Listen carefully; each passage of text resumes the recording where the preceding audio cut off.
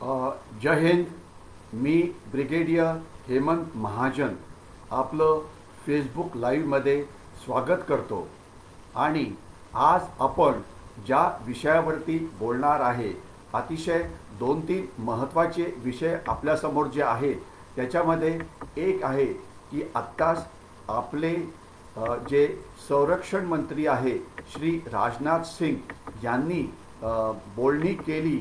जे चीनचे पंतप्रधान होते, चीनचे डिफेन्स मिनिस्टर होते, त्यांच्याशी त्या बोलण्यांमध्ये काय झालं आणि त्यांची बोलणी संपायच्या आधीच चीनचं वर्तमानपत्र ग्लोबल टाइम्स यांनी काहीतरी उलटं सुलटं बोलायला सुरुवात केलं. म्हणजे सायकोलॉजिकल वॉर म्हणा किंवा मानसिक युद्ध म्हणा, हे त्यांनी सुरू केलं. तर ती बोलणी नेमकी काय होती, त्याच्यातनं काय निष्पन्न झालं, याच्याविषयी आपण नक्कीच बोलू. दुसरा जो महत्त्वाचा विषय असेल तो म्हणजे आपण चीनच्या विरुद्ध एकाच वेळेला वेगवेगळ्या स्तरावरती लढाई करतो आहे आणि त्यामध्ये आपल्याला बऱ्यापैकी यश मिळतं आहे. तर त्याचा जो लेटेस्ट अपडेट जो आहे त्याच्याविषयी आपण घेऊ. आणि तिसरं, आज आपण जर आपली मराठी वर्तमानपत्र बघितली आणि त्यांच्या हेडलाईन्स बघितल्या तर आपल्याच वर्तमानपत्रांनी काहीतरी आपल्या नागरिकांना घाबरवून टाकण्याचा प्रयत्न हा केलेला आहे. म्हणजे हेडलाईन्स काय आहेत मोठ्या मोठ्या मराठी वर्तमानपत्रामध्ये की चीनची आपल्या सीमेवरती जमवाजमव. अरे, जर चीननी जमवाजमव केली तर आपलं सैन्य काय मागे लपून बसलं काय? चीनकडे 2000 रणगाडे आहेत. 2000 रणगाडे, तर आपले रणगाडे हे काय अहमदनगर किंवा इतर ठिकाणी आपण त्यांना चुपचापपणे गॅरेजमध्ये ठेवलं आहे का? चीनची विमानं तिबेटमधल्या जे एअरफील्ड्स आहेत तिथे तैनात, आपली पण विमानं तिथे तैनात आहेत. चीनचे हेलिकॉप्टर्स तिथे तैनात, आपले पण तिथेच तैनात आहेत. एक रिपोर्ट आला ज्याच्यामध्ये म्हटलं होतं पुढच्या 10 वर्षामध्ये चीन त्यांच्याकडे असलेले जे अणुबॉम्ब आहेत त्यांची संख्या दुप्पट करणार आहे. तर तसं असेल तर तुम्हाला काय वाटतं की आपल्या अणुबॉम्बची संख्या आपण कमी करणार आहोत? या वर्तमानपत्रांना हे खरोखर कळायला पाहिजे, मीडियाला हे कळायला पाहिजे की अशा प्रकारे सनसनाटी बातमी देण्याचा प्रयत्न करून आपण विनाकारण एक भीती पसरू नये भारतीय नागरिकांमध्ये की आता जर युद्ध झालं तर कसं होईल. मग काही जणांनी लिहिलं आहे का, वर्तमानपत्रांनी लिहिलं की भारताला युद्ध परवडणार नाही आहे. अरे, युद्ध आपण करतो हे काय परवडण्याकरता असतं का? हे काय बिग बाजारमध्ये जाऊन कुठली विकत घेतलेली गोष्ट असते का की जी आपल्याला कमी किमतीमध्ये मिळते? युद्ध केलं जातं ज्या वेळेला आपल्याला आपल्या राष्ट्रीय हिताचं रक्षण करायचं असतं. आणि युद्ध परवडणार म्हणजे नाही म्हणजे काय करायचं? तर मग काय युद्ध करायचं नाही, आपल्या सीमेमधून लोकांना आत येऊ द्यायचं वगैरे. तर या वर्तमानपत्रांना हा जो प्रकार आहे कळायला पाहिजे. मग याच्यानंतर असं सुरू झालं की अरे बापरे, चीन आता त्यांचं जे नौदल आहे त्याची संख्या पुढच्या 10 वर्षात डबल होणार आहे. अरे 10 वर्षाचं आपण बघू त्यावेळेला आपल्या पण नौदलाची संख्या वाढते आहे, आपले पण रणगाडे वाढत आहेत, आपण पण तोफा तैनात केल्या आहेत, आपली पण हेलिकॉप्टर्स तैनात झालेली आहेत, आपले पण सैनिक तिथे तैनात झाले.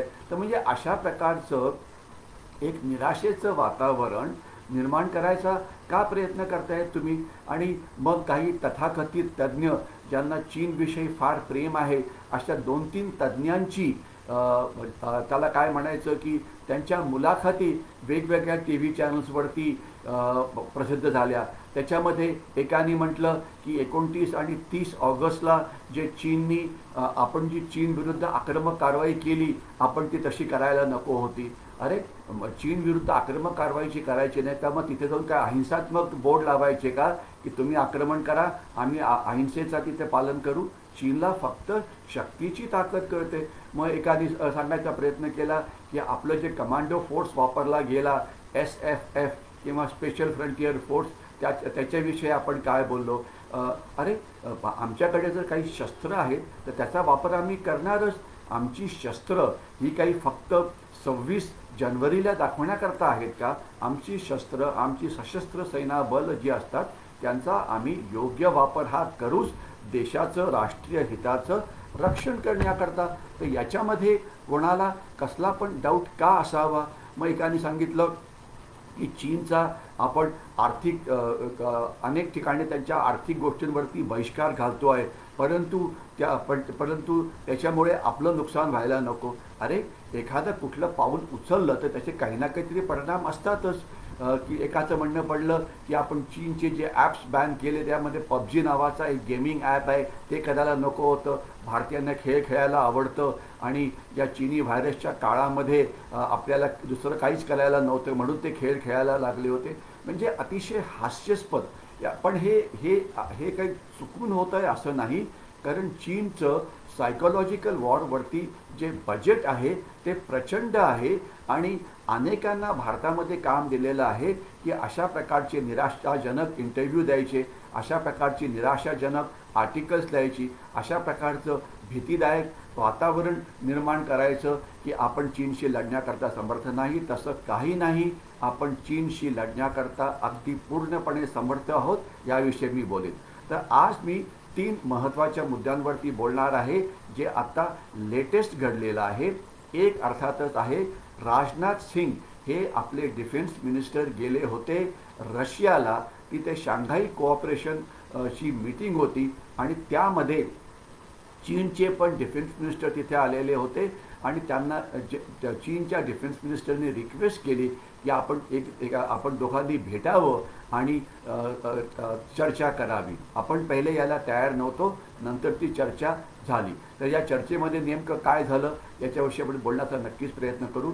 दुसरा महत्त्वाचा मुद्दा की याच्याशिवाय आपण डिप्लोमॅटिक लेव्हलला अनेक गोष्टी जागतिक लेव्हलला करतो आहे.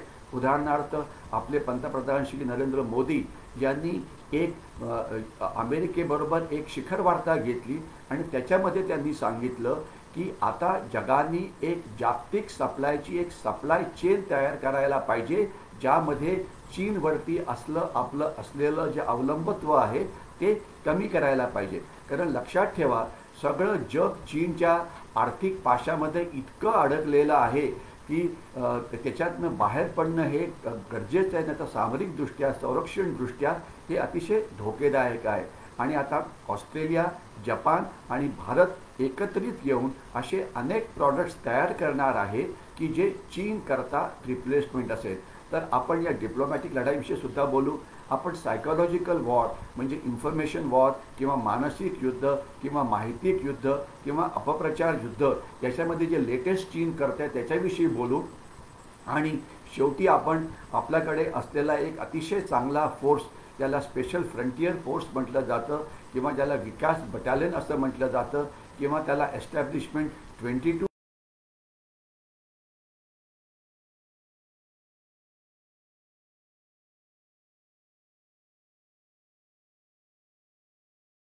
इतक्या वेगाने घटना घडत आहेत की मला वाटतं की फेसबुक लाईव्हसुद्धा टी व्हीसारखं रोजच व्हायला पाहिजे, परंतु ते शक्य नाही. म्हणून आपण दर 2-3 दिवसांनंतर चीनी सीमेवरती लेटेस्ट काय घडलेलं आहे याच्याविषयी बोलण्याचा नक्कीच प्रयत्न करू.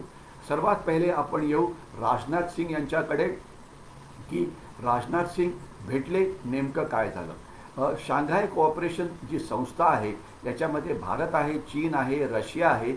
ही मीटिंग रशियामध्ये झाली होती आणि याच्याशिवाय सेंट्रल एशियन रिपब्लिक्स म्हणजे कझाकिस्तान, किर्गिस्तान, उझबेकिस्तान, तुर्कमेनिस्तान हे मध्य एशियातले सगळे देश आहेत जे एकेकाळी सोव्हिएट युनियनचा भाग होते, परंतु आता ते स्वतंत्र झालेले आहेत. त्या देशामध्ये सध्या पुष्कळ गडबड चालू आहे. तिथे उग्रवाद पसरतो आहे, म्हणजे ज्याला इस्लामी उग्रवाद म्हणायचं. तिथे चीन घुसखोरी करून वेगवेगळ्या प्रकार करण्याचा प्रयत्न करतो आहे. तर आपल्याकरता ही जी मीटिंग आहे ही महत्त्वाची होती. तर त्याच्यामध्ये आपण अर्थातच सांगितलं की या भागामध्ये दहशतवाद पसरायला नको, या भागाशी आपलं जे इकॉनॉमिक कोऑपरेशन आहे ते वाढायला पाहिजे, तिथे असलेला गॅस आणि तेल आपल्याला पाहिजे आणि आपण जो एक चाबार बंदरातून एक रस्ता तयार करतो आहे की जो इराणमधून, अफगाणिस्तानमधून तो नंतर पोहोचेल सेंट्रल एशियन रिपब्लिक्स, हा आपला वन बेल्ट आणि वन रोड आहे, ज्यामुळे यांच्याशी असलेला आपला आर्थिक संबंध हा पुष्कळ वाढेल. कारण हे सगळे जे देश आहेत ते लँडलॉक्ड आहेत, तर त्यांच्याशी आर्थिक संबंध वाढवून आपली प्रगती करणं हे महत्त्वाचं आहे. परंतु जे जास्त महत्त्वाचं मीटिंग जी झाली ती होती आपल्या डिफेन्स मिनिस्टरची मीटिंग चायनाच्या डिफेन्स मिनिस्टरशी. लक्षात असावं, याच्या आधी चायनाचे चीनचे फॉरेन मिनिस्टर 5 देशांना दौरा करून आले आणि प्रत्येक देशामध्ये त्यांनी भारताच्या विरुद्ध काहीतरी बोलण्याचा प्रयत्न केला, पण युरोपमधल्या कुठल्याही देशांनी त्यांना साथ दिली नाही आणि सगळ्यांनी भारताच्या बाजूनी बोललं. त्याच्यामुळे चीनी फॉरेन मिनिस्टरचा जो दौरा होता गेल्या 10 दिवसाचा, तो पूर्णपणे अयशस्वी झाला आहे भारतीय संबंधामध्ये, हे आपल्याला पूर्णपणे कळायला पाहिजे. तर तो एक भाग झाला. आता हे जे डिफेन्स मिनिस्टर होते हे आपल्याशी बोलायला मागत होते. का? कारण आता 5 मे पासून जेव्हापासून चीनी अतिक्रमण सुरू झालं, तर तेव्हापासून चीनची इच्छा होती की आपलं जे पॉलिटिकल नेतृत्व आहे, म्हणजे जे राजकीय नेतृत्व आहे, त्यांनी गुडघे टेकवावे आणि सांगावं की आम्हाला तुमच्याशी वाटाघाटी करायच्या आहे. आपण तसं काही केलं नाही. ज्या काही बोलणी झाली ती फक्त सैन्याच्या लेवलला झाली आणि ती बोलणी फक्त चीनला हे सांगण्याकरता झाली की तुम्ही परत जा. याच्याशिवाय तिथे दुसरं काहीही बोलणी झाली नाही. तर त्याच्यामुळे चीन आता थोडंसं दबाव त्यांच्यावरती आलेला आहे की आपण इतका प्रयत्न करतो आहे, आपण इतकं मानसिक युद्ध करतो आहे, आपण अनेक देशद्रोही भारतीयांच्या मदतीने सायकोलॉजिकल वॉर करतो आहे, परंतु याचा भारत सरकारवरती काहीही परिणाम होत नाही. आणि याचा परिणाम भारतीय सैनिकांवरती सुद्धा झालेला नाही. कारण 15-16 जूनच्या रात्री आपण जी चीनला रक्तबंबाळ केलं गलवान खोऱ्यामध्ये, त्यामध्ये आपल्याला कळालंच असेल की आपलं मोराल किती चांगलं होतं. आपण तिथे आपली 20 सैनिकांचं रक्त सांडलं, ज्यामध्ये कर्नल बाबू हे एक होते, परंतु त्याच वेळेला आपण जवळजवळ 54 चीनी सैनिक मारले आणि शेकडो हे गंभीररित्या जखमी झाले. आणि ही बातमी जरी चीननी जगापासून लपवण्याचा जरी प्रयत्न केला असेल, तरी पण ही बातमी नक्कीच आली चीनच्या सोशल मीडियावरती. लक्षात असावं, आपल्याकडे जशी सोशल मीडिया आहे, म्हणजे फेसबुक आहे, ट्विटर आहे, व्हॉट्सॲप आहे, अनेक इतर इंस्टाग्राम आहे, तशी सोशल मीडिया चीनमध्ये नाही. चीन जे म्हणतं तेवढीच फक्त सोशल मीडिया ही त्यांच्याकडे आहे. बाकी काहीच, म्हणजे चीनच्या सोशल मीडियामध्ये कोणीही पेनिट्रेशन करू शकत नाही, आपल्याकडची माहिती तिथे देऊ शकत नाही, चीनी वर्तमानपत्र आपण वाचू शकत नाही. चीनचं फक्त एकच मोठं वर्तमानपत्र आहे, ज्याला ग्लोबल टाइम्स म्हणलं जातं, जे इंग्लिशमध्ये असतं, जे आपल्याला इंटरनेटवरती बघता येईल. मी आपल्याला निवेदन करतो की ते अजिबात वाचू नका, कारण हे केवळ मानसिक युद्ध जगावरती करण्याकरता असतं. तर याला कुठल्याही बळी पडू नका. तर चीनचं हे वर्तमानपत्र सगळ्या जगाला धमक्या देत असतं. आणि आत्ता त्यांनी लेटेस्ट बातमी काय दिली, ब्रेकिंग न्यूज, हे फेसबुक लाईव्ह करायच्या आधी मी बघत होतो की राजनाथ सिंगच्या दौऱ्याविषयी चीनच्या मीडियामध्ये काय लिहिलं आहे. तर चीनच्या मीडियामध्ये ग्लोबल टाइम्सनी लिहिलं आहे की भारताने रिक्वेस्ट केली की भारत आणि चीननी वाटाघाटी कराव्या, जे 100% खोटं आहे. रिक्वेस्ट ही चीननी केली होती, आपण त्यांना भेटण्याची रिक्वेस्ट ही केली नव्हती. परंतु लगेच चीननी कसं मानसिक युद्ध सुरू केलं ते बघा. दुसरं, ग्लोबल टाइम्सनी बातमी दिली की भारताने हे ॲग्री केलेलं आहे की आम्ही घुसखोरी केली होती आणि आता आम्ही परत जाणार आहे. अशा प्रकारचं कुठलंही ॲग्रीमेंट, अशा प्रकारचं कुठलंही वक्तव्य हे आपण केलं नाही. हे आपल्याला बिलकुल साफ पाहिजे. म्हणजे सगळ्या ज्या बातम्या ज्या ग्लोबल टाइम्स आता ब्रेकिंग न्यूजच्या याच्यावरती देतं आहे, हे 100% खोटं आहे. आणि याच्यामध्येच एक थोडंसं मी आंतरराष्ट्रीय संबंधावरती येतो. कालच एक बातमी आली होती की एक चीनचं विमान हे तैवाननी पाडलं. विमान कुठलं? एक फायटर एअरक्राफ्ट, म्हणजे लढाऊ एअरक्राफ्ट. ते कसं पाडलं? त्याला प्रॉपर पाडलं गेलं. त्यांची जी अँटी एअरक्राफ्ट डिफेन्स सिस्टीम होती, जी अमेरिकन बनावटीची आहे, त्यांनी हे विमान ज्यावेळेला तैवानच्या हद्दीमध्ये घुसलं, त्यांनी मिसाईल्स फायर केली आणि चीनच्या विमानांना ती चुकवता आली नाही. कारण अमेरिकन तंत्रज्ञान हे चीनी तंत्रज्ञानापेक्षा जास्त चांगलं आहे आणि ते विमान पडलं. लगेच ग्लोबल टाइम्सने दुष्प्रचार काय सुरू केला की नाही नाही नाही नाही, पहिले तर त्यांनी म्हटलं की विमान पडलंच नाही. मग नंतर ज्यावेळेस त्यांनी म्हटलं की विमान पडलेलं आहे आणि त्याचा काही जो मलबा आहे, त्याचे काही भाग आहेत, ते तैवानमध्ये पडले. म्हणजे की हो, ते विमान आमचं ट्रेनिंग सॉटीवरती होतं, त्यावेळेला ते पडलं. मग नंतर त्याला सांगण्यात आलं की तुमचा वैमानिक आहे हा त्यांच्या ताब्यात आहे. म्हणजे की हो, तर त्याला बाहेर उडी मारावी लागली आणि मग तो त्याचा पॅराशूट त्याला तैवानमध्ये घेऊन गेलं. म्हणजे तिथे चीनचा तैवाननी एक प्रचंड मोठा धक्का दिला आहे. तर तो त्यांना एक धक्का लागला होता, परंतु ते पण काहीतरी खोटेपणा बोलवून ते लपवण्याचा ते प्रयत्न हे करत होते. आपण राजनाथ सिंग यांच्या भेटीकडे येऊ. नेमकं त्या भेटीमध्ये काय झालं? पहिले ते रशियाचे जे डिफेन्स मिनिस्टर आहेत त्यांना ते भेटले आणि त्यांनी रशियाकडनं हे वचन घेतलं की रशिया पाकिस्तानला कुठल्याही प्रकारची शस्त्र पुरवठा करणार नाही काही झालं तर, की जे रशियाने मान्य केलं. ही एक चांगली बातमी आहे, कारण काही वेळा रशियाने पाकिस्तानला काही शस्त्र पुरवठा केला अशा प्रकारच्या बातम्या जरूर येत होत्या. परंतु त्याच्याहून जास्त महत्त्वाचं असं आहे की आपल्या हवाई दलाला एक 25 ते 30 सुखोई विमानं ही लगेच पाहिजे आहे, कारण आपले काही विमानांचा ॲक्सिडेंट झाल्यामुळे तेवढी कमतरता आहे. आणि एक 25 ते 30 त्याला MiG-29 म्हणायची विमानं तीसुद्धा आपल्याला पाहिजे आहेत. आणि ती विमानं रशिया आता आपल्याला लवकरात लवकर देणार आहे. एवढंच नव्हे तर एक S-400 नावाची जी अँटी एअरक्राफ्ट डिफेन्स सिस्टीम आहे, जी जगातली सर्वोत्तम समजली जाते, तर ती लवकर मिळावी याकरता राजनाथ सिंग यांचा दौरा होता आणि ते सुद्धा रशियाने मान्य केलेलं आहे. आणि याच्याशिवाय आपण रशियाशी गुप्त वार्तालाप करून त्यांना सांगितलं की कझाकिस्तान आणि त्यांची जे सेंट्रल एशियन रिपब्लिक्स आहेत त्यांच्या जमिनीवरती चीन कसा डोळा टाकून आहे, तर त्याच्यामुळे रशिया सध्या चीनवरती रागावलेला आहे आणि त्याचा आपण वापर करून घ्यायला पाहिजे. म्हणजे जर रशिया हा जर आपल्या बाजूनी राहिला तर अर्थातच आपल्याला खूप फायदा होईल. आता जे चीनशी जी त्यांची भेटीगाठी झाल्या त्याच्याविषयी काही फोटोग्राफ आपल्याला सोशल मीडियावरती दिसत असतील, तर त्यामध्ये नेमकं काय झालं, आपण त्यांना सरळ साफ सांगितलेलं आहे की तुम्हाला इकडून परत जावंच लागेल, कारण तुम्ही या भागामध्ये अतिक्रमण केलं आहे. तर त्याच्यावरती त्यांनी काही उत्तर दिलं नाही. त्यांनी चीनचा नेहमीचा डाव असतो वाटाघाटीच्या नावाखाली आपल्याला बोलण्यामध्ये गुंतवून ठेवायचं आणि एंडलेस अशा वाटाघाटी करत राहायच्या ज्यामधून काही निष्पन्न होत नाही. तर या वाटाघाटीमध्ये फक्त एकच गोष्ट त्यांना क्लिअरली कळायला पाहिजे की चीनी सैन्याने जे अतिक्रमण भारतीय भागामध्ये केलेलं आहे तिथून त्यांनी परत जायला पाहिजे. मी राजनाथ सिंग यांनी काय बोललं हे बोलणं इथे थांबवतो आणि आता मी दुसऱ्या मुद्द्याकडे येतो की आपण चीनच्या विरुद्ध जे आर्थिक युद्ध छेडलेलं आहे त्याचा लेटेस्ट अपडेट काय आहे. 2 दिवसापूर्वी आपण 190 ॲप्स चीनचे बॅन केले, गेमिंग ॲप्स होते वगैरे.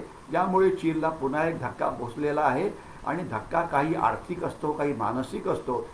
कारण हे जे PUBG वगैरे जे त्यांचे ॲप्स होते त्याचे 40% जे ग्राहक होते ते भारतामध्ये होते. अर्थात भारतातल्या काही अतिविद्वानांनी लेख लिहिण्याचे प्रयत्न केले की 40% फक्त ग्राहक होते भारतामध्ये, तरी काही फारसा फरक पडत नाही. या विद्वानांना विचारा, कुठल्याही कॉर्पोरेट वर्ल्डमध्ये जर तुमचे मित्र असतील त्यांना विचारा, जर एकदम तुमचा 40% सेल जर तुमच्या कंपनीचा कमी झाला तर तुमच्यावरती काय परिणाम होतो. परिणाम हा अतिशय भयंकर होतो. त्या कंपनीचं कंबरडं तुटतं. हे तुम्हाला कळायला पाहिजे आणि नेमकं तसंच ते झालेलं आहे. एवढंच नव्हे तर आपण टिकटॉकवरती इतर गोष्टींवरती आपण त्याला बॅन केलं. अमेरिकेने पण केलं, अनेक साऊथ ईस्ट एशियातल्या देशांनी पण केलं. ज्यामुळे सगळ्यांना जाग आली की जे जग झोपी गेलेलं होतं की चीनच्या विरुद्ध जर आपण जर लष्करी कारवाई केली नाही तरी आपण आर्थिक कारवाई करू शकतो. तर त्याच्यामुळे चीनच्या अर्थव्यवस्थेला नक्कीच एक मोठा धक्का लागलेला आहे. याच्याविषयी कोणाच्याही मनामध्ये अजिबात काहीही डाऊट नको. आर्थिक ह्याच्यामध्ये आपण आत्मनिर्भर भारत आणि मेक इन इंडियावरती पुष्कळ भर देतो आहे. आणि आपण एखाद्या वेळा बातमी आता ऐकली असेल की लार्सन आणि टोब्रो जी भारताची एक मोठी कंपनी आहे त्यांना 6 सबमरीन्स बनवायचं कॉन्ट्रॅक्ट देण्यात आलं आहे. सबमरीन्स म्हणजे पाणबुडी. हे जवळजवळ 50,000 कोटीचं कॉन्ट्रॅक्ट आहे. आणि लार्सन आणि टोब्रोनी ज्या पाणबुड्या भारताकरता बनवलेल्या आहेत त्या वर्ल्ड क्लास आहेत आणि ते सांगतात ते त्याच्या आधीच त्या तुम्हाला पाणबुड्या देतात. तर ही एक चांगली गोष्ट आहे ज्यामुळे आपली ताकद येणाऱ्या काळामध्ये नौदलाची वाढेल. एवढंच नव्हे तर भारत फौजला आपल्या करता तोफा बनायचं कॉन्ट्रॅक्ट मिनिस्ट्री ऑफ डिफेन्सनी सँक्शन केलेलं आहे आणि भारत फोर्सच्या अध्यक्षांनी असं म्हटलं होतं की आता भारत फोर्सकडे सगळ्या जगाला अत्याधुनिक तोफा पुरवण्याची क्षमता आहे. आपण आपला जो एक्सपोर्ट आहे, आपली जी निर्यात आहे शस्त्रास्त्रांची, ती वाढवलीच पाहिजे, कारण यामुळेच आपली अर्थव्यवस्था मजबूत होईल, आपल्या लोकांना जास्त काम मिळेल आणि आपल्याकडे शस्त्र बनवण्याची जी किंमत असते ती कमी होईल. कारण जर तुम्ही 6च्या ऐवजी 10 पाणबुड्या बनवल्या तर पर पाणबुडी त्याची जी किंमत आहे ती नक्कीच कमी होईल. याच्याशिवाय आपण रशियाशी AK-302 नावाची जर एक स्मॉल आर्म्स आहे, एक जी रायफल आहे, ते बनवण्याचं एक प्रचंड मोठं कॉन्ट्रॅक्ट आता आपण सही करतो आहोत, ज्यामुळे भारतीय सैनिकांना एक अत्याधुनिक रायफल मिळेल. कारण आपल्याकडे असलेली जी 5.56 इंचास रायफल आहे त्याच्याविषयी भारतीय सैन्य खुश नाही आणि आपल्याला जास्त आधुनिक आणि जास्त स्टर्डी आणि जास्त सोपी वापरण्याकरता एक शस्त्र पाहिजे जे रशियाच्या मदतीने आपल्याला मिळणार आहे. आता मी सध्या पँगँगसो लेकमध्ये काय परिस्थिती आहे याची आपल्याला नेमकी कल्पना असावी. चीननी 4 ठिकाणी अतिक्रमण केलं होतं 5 मे नंतर, त्यापैकी ते 2 ठिकाणी परत गेले होते. आज ते 2 ठिकाणी परत गेलेले नाहीत. एक तर गलवान व्हॅलीमध्ये ते थोडेच मागे गेलेले आहेत आणि दुसरं पँगँगसो लेक याच्या भागामध्ये. आपण 29-30ला नेमकं काय केलं होतं? आपण भारताच्या इतिहासामध्ये पहिल्या वेळा आपण एक आक्रमक कारवाई केली. 5 मेच्या आधी काय झालं होतं? आपल्याला कल्पना असावी की लाईन ऑफ ॲक्च्युअल कंट्रोलची भारत चीन सीमा आहे तिथे सैन्य हे तैनात नाही, कारण आपण एक चुकीचे करार करून ठेवले आहेत चीनशी. याला चीन लीगल वॉरफेअर म्हणजे कायद्याचं युद्ध आपल्याशी कसं लढतं आहे याची आपल्याला कल्पना यावी. त्यांनी केलं काय की या भागामध्ये सैन्याचा वापर करता येणार नाही, या भागामध्ये सैन्याला शस्त्र घेऊन फिरता येणार नाही, या भागामध्ये सैन्याकरता जी त्यांची डिफेन्सेस असतात म्हणजे बंकर्स असतात, पिकेट्स असतात, त्यांची ठाणी असतात ती तिथे करता येणार नाहीत. आणि एवढंच की ते हे पण म्हणायचे की तुम्हाला या भागामध्ये रस्तेसुद्धा बांधता येणार नाहीत. म्हणजे आपण आपले मी ते वाटेल ते करायचे पण आपण करत नव्हतो आणि आपण घाबरट पण सतत ते ऐकत पण होतो. पण आता आपण तसं करत नाही आहे. आपली सगळी शस्त्र तिथे गेली आहेत, पण शस्त्र घेऊन सैनिक पेट्रोलिंग करू शकत नाही किंवा एक मुठभेड करू शकत नाही, ही गोष्ट अगदी साफ आहे. तर 29-30 ऑगस्टच्या रात्री चीनी सैन्याने पुन्हा एकदा घुसखोरी करण्याचा प्रयत्न केला. आपण त्यांना बघितलं, लगेच आपल्या सैनिकांनी जाऊन आक्रमकपणे त्यांना थांबवलं. त्याच्यामध्ये एक 15-20 चीनी सैनिकांना आपण पकडलं, अशा प्रकारच्या सोशल मीडियावरती बातमी आहे. आणि आपण त्याच वेळेला आपली एक ब्रिगेड म्हणजे की ज्याचा कमांड एक ब्रिगेडियर करतो, एक 2,500 ते 3,500 सैन्याचा वापर करून या पँगँगसो लेकच्या वरती जे वेगवेगळे हे आहेत, ज्याला म्हणायचं की हाईट्स आहेत, त्या हाईट्स आपण ऑक्युपाय केल्या आणि ज्यामुळे आपल्याला त्या भागामध्ये वर्चस्व ठेवण्याकरता एक अतिशय मोठं असं हे मिळालेलं आहे. तर ही एक म्हणजे आपण आता अशा ठिकाणी आहोत की आपण आपल्या मिनिस्ट्री ऑफ डिफेन्सने म्हटलं की आम्ही काही चीनच्या भागाच्या आत गेलो नाही, परंतु ते खरं नसावं. कारण चीन आता मोठ्याने आरडाओरडा करतो आहे की तुम्ही आमच्या भागात आला आहात, परत जा. जर चीन आरडाओरडा करत असेल, चीन आपल्याशी वाटाघाटी तयार करायला तयार असेल, तर याचा अर्थ भारतीय सैन्याने नक्कीच एक चांगली कामगिरी केली आहे. आपण असं म्हणू शकत नाही की आम्ही चीनवरती जाऊन त्यांच्या सीमेवरती अतिक्रमण केलं आहे, कारण ते आंतरराष्ट्रीय कायद्याचे विरुद्ध असेल म्हणून आपण ते तसं उघडपणे सांगत नाही आहे. परंतु ज्या अर्थी चीन म्हणतोय की तुम्ही परत जा, आपण नक्कीच काहीतरी चांगलं काम केलं आहे याच्याविषयी कोणाच्याही मनामध्ये कुठल्याही प्रकारची शंका ही आपल्याला नको. याच्यानंतर हे आक्रमक कारवाई केली, चीनने त्यांचे तिथे सैनिक आणले, आपण पण तिथे आपले अजून सैनिक आहेत, त्यांचे रणगाडे आहेत, आपले रणगाडे आहेत, त्यांनी क्षेपणास्त्र तैनात केली आहे, आपण पण क्षेपणास्त्र तैनात केली आहे. तर त्याच्यामुळे कुठल्याही प्रकारचं युद्ध झालं तरी त्या युद्धाला तोंड देण्याकरता आपण तयार आहोत, याच्याविषयी कोणाच्या मनामध्ये अजिबात शंका नको, याची आपण अजिबात जास्त काळजीही करू नये. परंतु जी गोष्ट मला जास्त महत्त्वाची आज सांगायची आहे ती म्हणजे चीनच्या विरुद्ध आपण आपलं एक अतिशय स्पेशलाइज्ड कमांडो फोर्स वापरले, त्याला SFF म्हणजे स्पेशल फ्रंटियर फोर्स असं म्हटलं जातं. आणि त्यांनी उत्कृष्ट कारवाई केली. इनफॅक्ट जी आक्रमक कारवाई झाली आहे त्याच्यामध्ये त्यांचा जो रोल होता तो मोठा होता. आता SFF किंवा त्यांना विकास बटालियन असं म्हटलं जातं किंवा त्यांना 22 एस्टॅब्लिशमेंट असं म्हटलं जातं. हे सगळं नेमकं काय, कसं झालं यांच्याविषयी आपण थोडं बोलू आणि त्यांनी नेमकं 29-30ला 31ला काय केलं बोलू आणि त्यानंतर चीनला झटका का बसला आहे त्याच्याविषयी सुद्धा बोलण्याचा प्रयत्न करू. कल्पना आहे की तिबेट हे एक वेगळं राज्य होतं. 1949 साली चीनने त्याच्यावरती आक्रमण केलं. दलाई लामा त्यांचे मुख्य होते आणि दलाई लामाला त्यांनी आपलं गुलाम बनवलं आणि त्याच्यानंतर चीनने तिथं राज्य करायला सुरुवात केली. दलाई लामाचे जे तिबेटच्या या इतिहासाविषयी मी आता जास्त बोलणार नाही आहे, परंतु जे दलाई लामाचे जे अंगरक्षक होते ती तिथली एक खांपा नावाची एक जमात होती की जे अतिशय शूर, अतिशय एकनिष्ठ दलाई लामाला असलेले ते तिथली एक जात होती आणि अतिशय लढवय्ये जात होती. कारण तिबेटन्स यांचा धर्म बुद्धिस्ट असल्यामुळे ते स्पिरिच्युअलिझमवरती जास्त जोर देतात आणि त्यांना लढाया वगैरे करायला काही फारसा आवडत नाही. आणि आपण त्यांचा जर इतिहास बघितला तर त्यांच्या इतिहासात लढाया फारशा झालेल्या नाही आहेत. परंतु खंपा जी आहेत ही एक लढाऊ जमात आहे आणि हे बेसिकली दलाई लामांचे अंगरक्षक होते. 1959 साली ज्यावेळेस तिथे तिबेटमध्ये अपरायझिंगचा प्रयत्न करण्यात आला त्यावेळेला 1 लाखाहून जास्त तिबेटन्सनं चीननी मारलं. तर त्यावेळेला दलाई लामा पळून आपल्या लोकांच्या बरोबर ते भारतामध्ये आले आणि आपण त्यांना भारतामध्ये धर्मशाळा जे हिमाचल प्रदेशमध्ये ते त्यांना आश्रय दिला आणि आज त्यांचं जे तिबेटन गव्हर्नमेंट इन एक्साईल आहे ते तिथून रन करतं. 2.5 ते 3 लाख तिबेटन्स आज भारतामध्ये असावे एक अंदाज आहे आणि थोडेफार अजूनसुद्धा तिबेटमधनं त्यांच्यावरती अत्याचार होतात, ते भारतामध्ये येत असतात.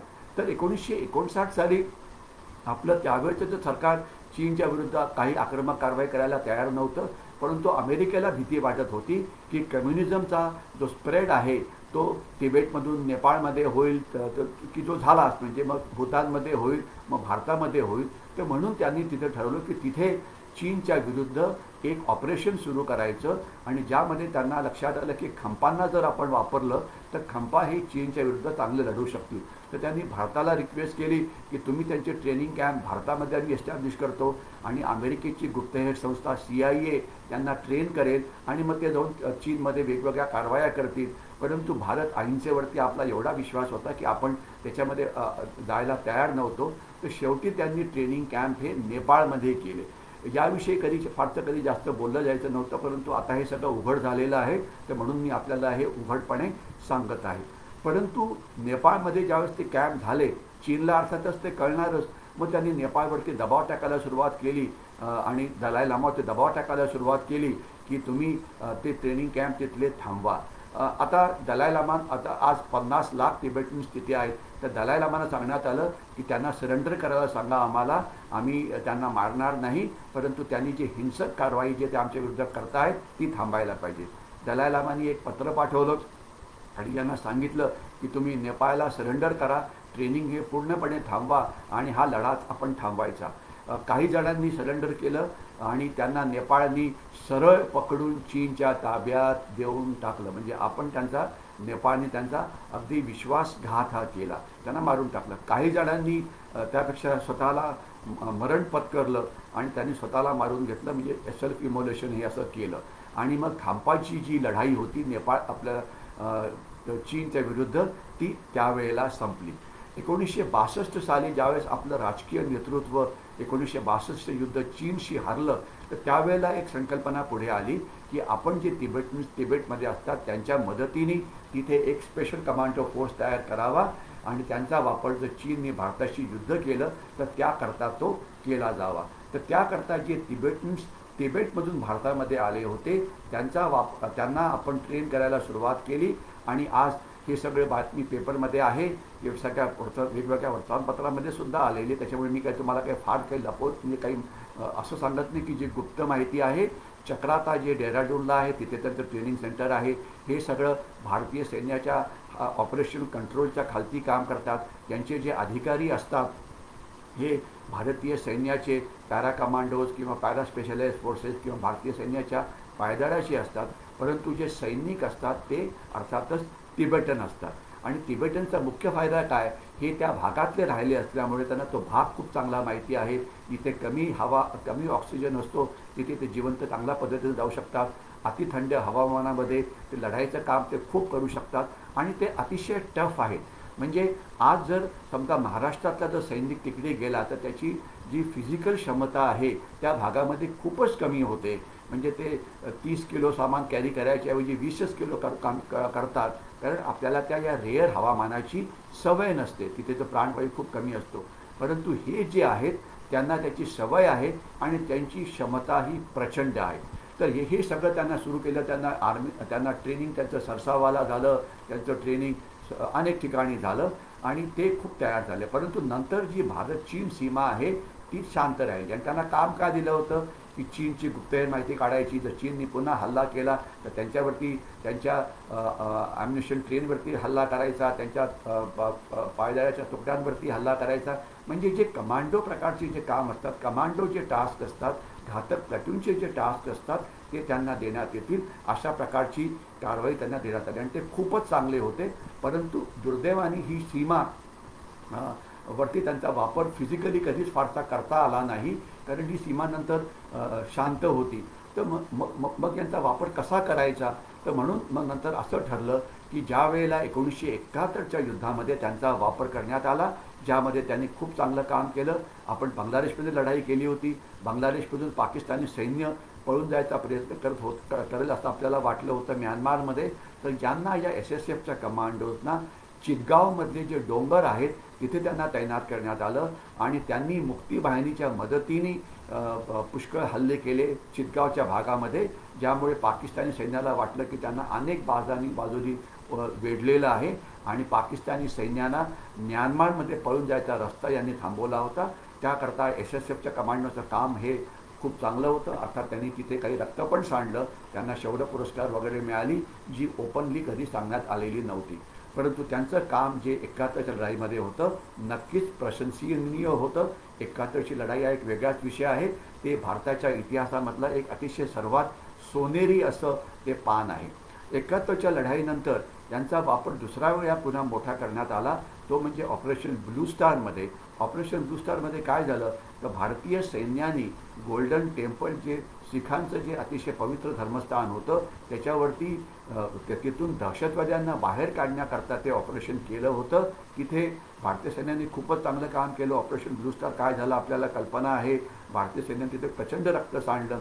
तर याच्यामध्ये SSFच्या कमांडोचा सुद्धा वापर करण्यात आला की हे जे गोल्डन टेम्पलचा जो सर्वात महत्त्वाचा भाग आहे अकाल तख्त, इथे जे काही दहशतवादी लपलेले होते त्यांना काढण्याकरता यांचा वापर करण्यात आला आणि तिथे त्यांनी नक्कीच चांगलं काम केलं.